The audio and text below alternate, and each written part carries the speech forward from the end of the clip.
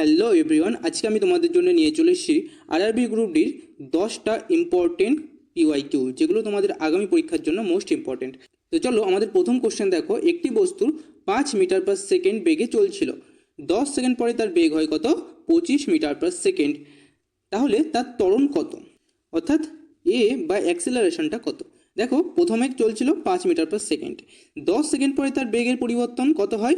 25 বিয়োগ 5 সমান সমান 20 মিটার পার সেকেন্ড তার বেগ পরিবর্তন হয়। এবার ত্বরণ মানে কি? ত্বরণ মানে হচ্ছে এ মানে হচ্ছে বেগের পরিবর্তন, ডেল ভি, এই ডেল মানে হচ্ছে পরিবর্তন, ডেল ভি বাই টি, টি মানে হচ্ছে টাইম। কত সময়ে বেগের পরিবর্তন কত হচ্ছে সেটা আমরা ত্বরণ বলি। ঠিক আছে, তাহলে ত্বরণ এখানে কত হবে? দেখো, 20 মিটার পার সেকেন্ড বেগ পরিবর্তন হয়েছে কত সেকেন্ডে? 10 সেকেন্ডে। তাহলে কাটাকুটি করলে কত হবে? 2। আনসার কত হবে? 2 মিটার পার সেকেন্ড স্কোয়ার। আচ্ছা, আমাদের নেক্সট কোশ্চেন দেখো। একটি বস্তু 20 মিটার পার সেকেন্ড বেগে চললে তার ভর 2 কেজি হলে গতিশক্তি কত? অর্থাৎ ভর বা এম কত? 2 কেজি। বস্তুর বেগ হচ্ছে 20 মিটার পার সেকেন্ড। এখন গতিশক্তি বার করতে হবে আমাদের। গতিশক্তির সূত্রটা কি? গতিশক্তি অর্থাৎ কাইনেটিক এনার্জি কে ই সমান সমান আমরা কি জানি? সমান সমান হয় হাফ এম ভি তার স্কোয়ার। ভি মানে কি? বেগ, এম মানে হচ্ছে ভর। এবার আমরা মানগুলো পুট করব। হাফ এম এর মান হচ্ছে 2 আর ভি এর মান হচ্ছে 20। 20 স্কোয়ার সেজন্য আমি দুবার 20 লিখব। এবার কাটাকুটি করবো, জাস্ট 2 2 কাটা গেল। 20 স্কোয়ার হলো 400। আর গতিশক্তির একক কিন্তু হচ্ছে জুল। তোমরা মনে রাখবা, গতিশক্তির এসআই একক হচ্ছে জুল। আর আমরা যেহেতু এই ইউনিটগুলো এসআইতে নিয়েছি, সেহেতু আমাদের গতিশক্তির ইউনিটও এসআই এককে আসবে। তাহলে উত্তরটা কী হবে? 400 জুল। আচ্ছা, গতিশক্তির সিজিএস ইউনিট মনে রাখবা আর্গ। দেখো, আমাদের নেক্সট কোশ্চেনটা হচ্ছে 10 কেজি ভরের বস্তুর ওপর 50 নিউটন বল প্রয়োগ করলে তার ত্বরণ কত হবে? দেখো, এটা হচ্ছে নিউটন যে লগুলো দিয়েছিল সেই লগুলোর থেকে একটা কোশ্চেন। নিউটনের দ্বিতীয় গতিসূত্রটা কি ছিল? নিউটনের দ্বিতীয় গতিসূত্রটা ছিল এফ সমান সমান কি বলো? মা। এম এ মা। এম ফর হচ্ছে মাস, এ ফর হচ্ছে অ্যাক্সেলারেশন। এফ পরিমাণ বল প্রয়োগ করলে তার ভর যদি এম হয়, তাহলে তার ত্বরণ হবে এ। এখানে মানগুলো আমরা যদি পুট করি, তাহলে দেখো, এফ এর জায়গায় হবে 50 নিউটন, এম এর জায়গায় কত হবে? 10 কেজি, আর এর জায়গায় কত হবে? এটা আমাদের বার করতে হবে। তাহলে এর মান কত হবে? 5। আর এর একক আমি একটু আগে কি বললাম? Metre per second square. এটা হচ্ছে এর এসআই ইউনিট। দেখো, 5 মিটার পার সেকেন্ড স্কোয়ার, এটা হচ্ছে উত্তর।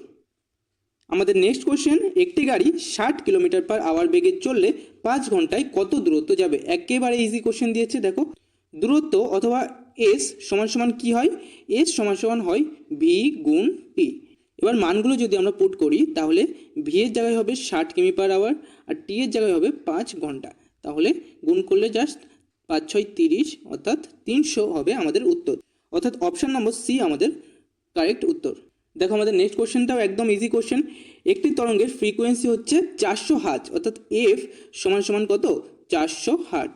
তরঙ্গ দৈর্ঘ্য 0.5 এম, ল্যামডা সমান সমান 0.5 মিটার। তাহলে এর বেগ কত? এবার তোমাদের জানতে হবে এখানে ফ্রিকোয়েন্সি, তরঙ্গ দৈর্ঘ্য এবং বেগের সূত্রটা কি। তো এটা মনে রাখবা তোমরা যে ভি সমান সমান এফ গুণ ল্যামডা। ভি মানে কি?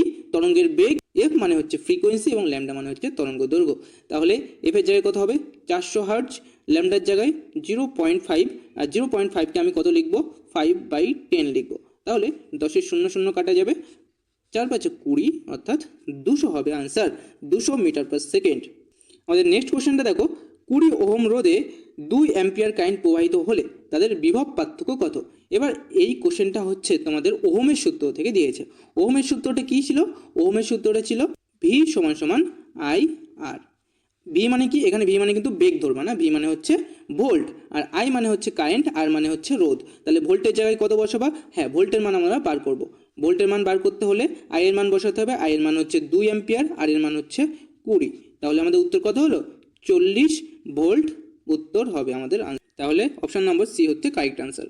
5 অ্যাম্পিয়ার কারেন্ট 10 সেকেন্ড সময় প্রবাহিত হলে তার চার্জ কত হবে? তাহলে 5 অ্যাম্পিয়ার কারেন্টের মধ্যে কত চার্জ হবে যদি তোমার সেটা 10 সেকেন্ড প্রবাহিত হয়? তো এখানে যে সূত্রটা তোমাদের মুখস্থ রাখতে হবে সেটা হচ্ছে কিউ, অর্থাৎ চার্জ সমান সমান হয় কারেন্ট গুণ টাইম। কিউ সমান সমান আইটি। এই সূত্রটা কিন্তু তোমরা সবাই মুখস্থ রাখবা। কিউ সমান সমান আইটি। কিউ মানে হচ্ছে চার্জ, আই মানে হচ্ছে কারেন্ট, আর টি মানে হচ্ছে সেকেন্ড বা সময়। আই এর মান হচ্ছে 5 অ্যাম্পিয়ার, টাইম হচ্ছে 10 সেকেন্ড। তার মানে উত্তর হবে 50 কুলম্ব চার্জ কিন্তু পরিবাহিত হবে যদি তোমার 5 অ্যাম্পিয়ার কারেন্ট 10 সেকেন্ড ধরে প্রবাহিত হয়। আমাদের নেক্সট কোশ্চেনটাও মোস্ট ইম্পর্টেন্ট একটা কোশ্চেন। দেখো 10 মিটার উচ্চতা থেকে বস্তু পড়লে তার বিভব শক্তি কত হবে? বিভব শক্তি অথবা পোটেনশিয়াল এনার্জি পিই এর মান হয় mgh। এটা উচ্চতার উপর ডিপেন্ড করে, তুমি যত উঁচুতে যাবা তত তোমার পোটেনশিয়াল এনার্জি বাড়তে থাকবে। তাহলে এখানে যদি তোমরা এবার মানগুলো বসাও, অর্থাৎ এম মানে হচ্ছে ভর, যেটা হচ্ছে 2 কেজি। এরপরে জি অর্থাৎ অভিকর্ষজ ত্বরণ, যার মান কত তোমরা সবাই জানো 10 মিটার পার সেকেন্ড স্কোয়ার।